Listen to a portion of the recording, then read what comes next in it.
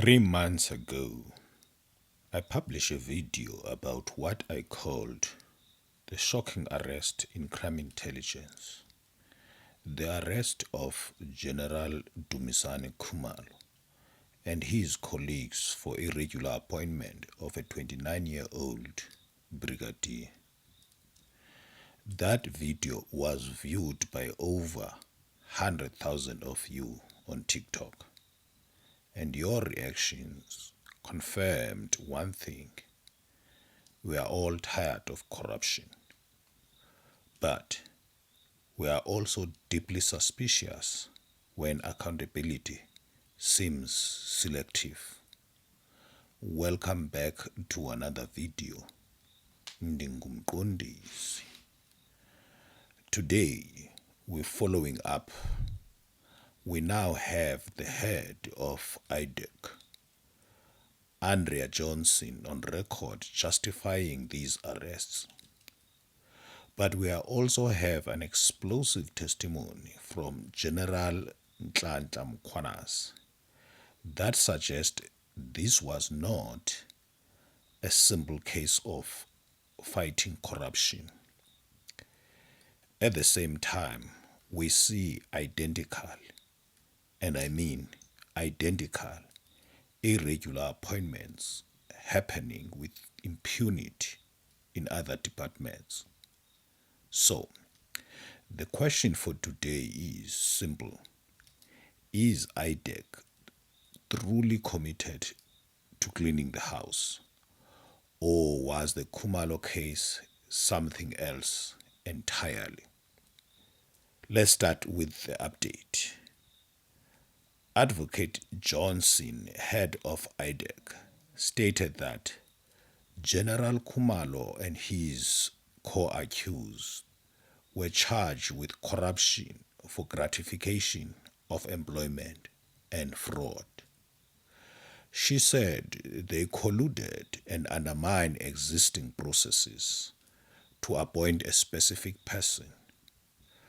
On the surface, this is what we want to see.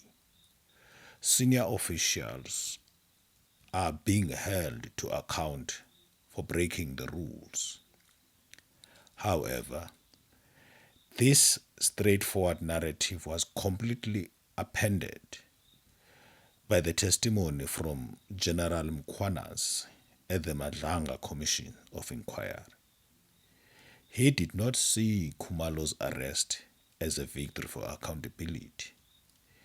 Instead, he called it a project, a deliberate and strategic move to disrupt Khumalo's investigations into powerful drug cartel in Gauteng. Mkhwanazi alleged that a weaponized faction was used to sabotage law enforcement from within. So, we are left with two opposing stories, one of lawful accountability and the other of politicized operations against the police unit. This contradiction alone should concern every South African. Now, let's talk about the breathtaking hypocrisy. What Khumalo was arrested for happens every single day across our public service.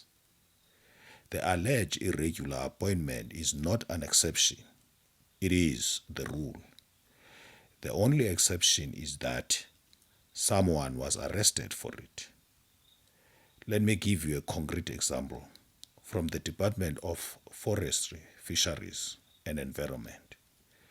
The High Court found that the minister interfered in the recruitment for the post of Chief Director, Monitoring, Control and Surveillance. The court declared the appointment unlawful and set it aside. What was the consequences? Was the minister charged? No. Instead, the same minister allegedly changed job requirements for the post of DDG to suit a desired candidate. As if that was not enough, again the process was manipulated to fill the post of a chief director. These are textbook cases of crime IDAC is prosecuting in the Khumalo case. But here, there is no arrest. It's business as usual. And it doesn't stop there. Look at the appointment of the Deputy National Commissioner, Cedric Sibia, to the second highest position in the South African Police Services. He was appointed without an interview, despite serious pending allegations. And General Khumalo has since produced evidence suggesting that Sibia is an active agent of the criminal syndicate. So, why does this matter? Why focus on appointment? Because an irregular appointment is rarely just about giving a job to a friend. It is the key to unlock the treasure. It is how you place pliable, incompetent, or corrupt individuals in positions of power. When you appoint someone who is not fit for the job, you are placing a yes man in a critical post, weaponizing a government department, creating a shield of incompetence that allows corruption to flourish. We see this clearly in the fisheries branch. Despite court rulings, officials allegedly conspired to fill posts with unqualified persons, while abalone, a precious national resource, mysteriously vanished from state custody. There are allegations that the branch has now run out of money to fund its operations. Perhaps the poachers from whom they confiscate the loot weren't productive enough this time. This is not a coincidence. It is a business model. The irregular appointments facilitates criminality. Which brings me to my call to action. We now have a precedent. IDAC has established that corruption for gratification of employment is a serious crime worthy of prosecution. They have set the standard. Now it's our job to help them find these incidents.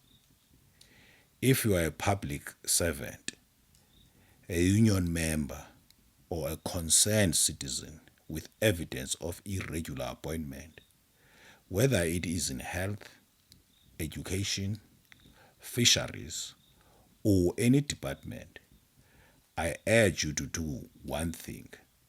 Report them to IDAC. I will also report the 3 incidents I have evidence of.